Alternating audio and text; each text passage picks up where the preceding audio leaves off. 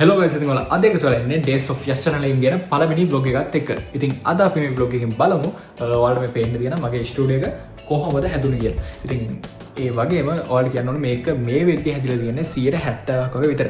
ඉතින් ඊටු වැඩ ටිකත් කරන විදිහ vlog එකක් විදිහට ඔයාලට ඉස්සරහට දාන්න මම බලාපොරොත්තු වෙනවා. ඉතින් 70%ක් කියලා කියවන මම දැන් මේක ඉවර වෙලා තියෙන්නේ.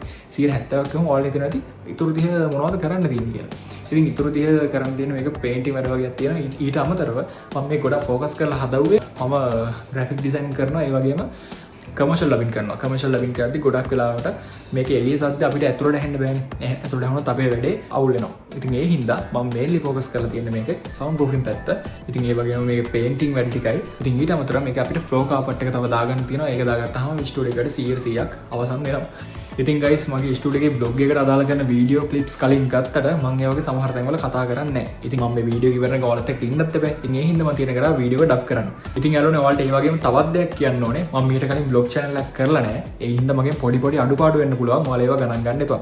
ඉතින් මම ඒවා හදාගෙන ඉස්සරහට මීට වැඩි quality කරලා මම වීඩියෝස් වලට අරන් එන්න බලාපොරොත්තු වෙනවා. ඉතින් තවත් කතා කරගෙන ඉන්නතෝ අපි බ්ලොග් එක ස්ටාර්ට් කරමු. අපේ මේ ස්ටුඩියෝ එක හැදුනේ කොහොමද කියලා බලමු.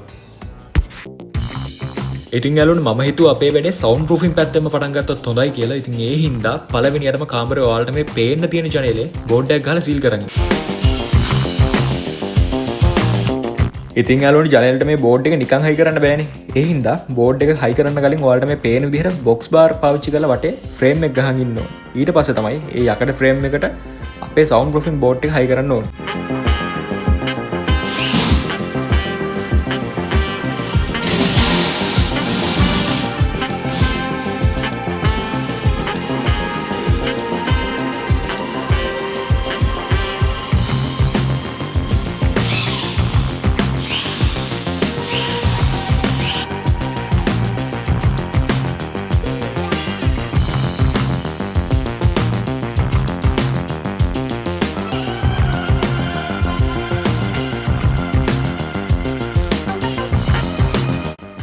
ඉතින් යාළුවනේ මේ විදිහට තමයි අපේ ස්ටුඩියෝ එකේ සවුන්ඩ් ප්‍රූෆින් වැඩ ටික වෙන්නේ. ඉතින් මේ බෝඩ් එක ග්‍රිල් කරද්දී අපිට මේක ඉතා සැලකිලිමත් වෙන්න ඕන කාරණාවක් තියෙනවා. මේ බෝඩ් එකේ චෝක් එකක් වගේ. ඒ හින්දා මේක ඉතා ඉක්මනින් ක්‍රැක් වෙන්න බලනවා. ඒ හින්දා මේ බෝඩ් එක සිදුරු කරගද්දී චුට්ටක් බලලා හොඳට සිදුරු කරගන්න ඕනේ. එහෙම නැත්නම් බෝඩ් එක අපරාධ වෙනවා.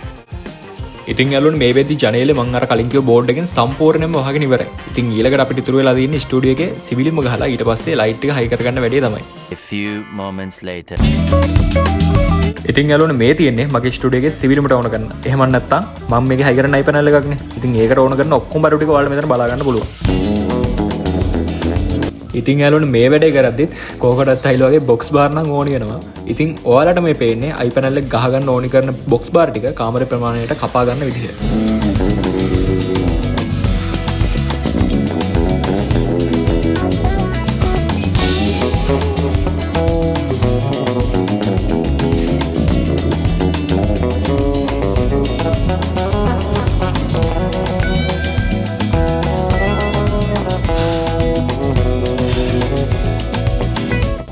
ඉතින් ගයිස් මට ස්ටුඩියෝ එකට තවත් කම්පියුටර් සෙටප් එකක් හයි කරන්න ඕන කමක් තියෙනවා. ඒ හින්දා මම හිතුවා දැන් කම්පියුටර් සෙටප් එක හයි කරලා තියෙන තැන තියෙන්නේ.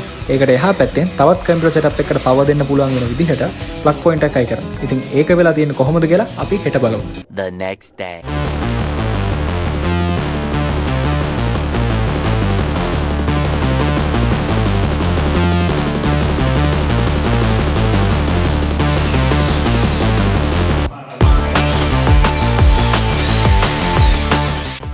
ඉතින් ගයිස් එන්න සිවිල් වල ගොඩක් දුරට ඉවරයි. ඉතින් අපිට ඊළඟට තියෙන්නේ සිවිල් මේ ෂීට් එක ගහගෙන මේක වහගන්න. ඊට පස්සේ එතකොට අපේ සිවිල් වල ටික ඔක්කොම ඊට පස්සේ අපිට තියෙන ලයිට් එක දාගන්න වැඩි තමයි. අපි ඉතින් බලමු ඔක්කොම වැඩ ටික කරලි වෙලා අන්තිම ෆයිනල් ලුක් එක මොන වගේද කියලා.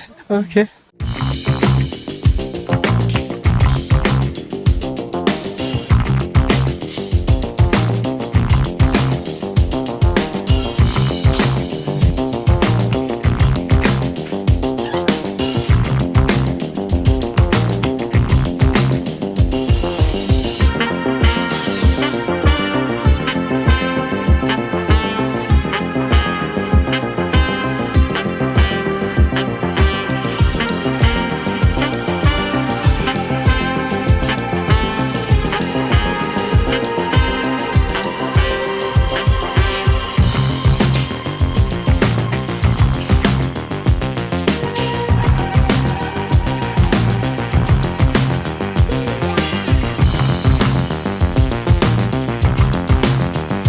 ඉතින් යාළුවනේ මේ වෙද්දි මගේ ස්ටුඩියෝ එකේ සිවිල් මහයි කරගන්න වැඩේ වයරින් එක කරලා ලයිට් එක හයි කරගන්න වැඩේ ඉවරයි. ඉතින් බලන්න ලස්සනයිද කියලා.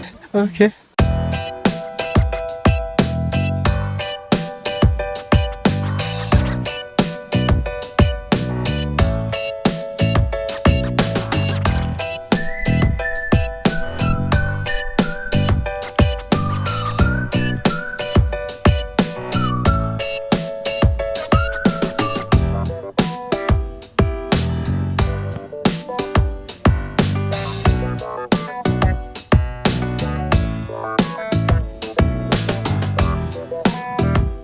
ඉතින් යාළුවනේ ඔයාලට මෙච්චරලා බලන් ඉඳලා කම්මැලිත් ඇතිනේ. අපි දැන් බලමු ස්ටුඩියෝ එකේ ෆයිනල් ලුක් එක මොන වගේද පේන්නේ කියලා.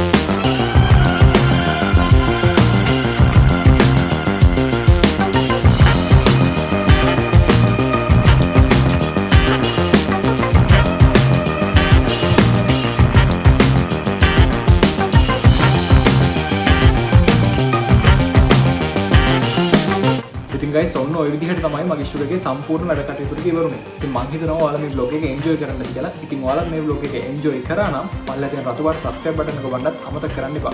එහෙනම් අලුත් වීඩියෝ එකකින් හම්බ වෙමු.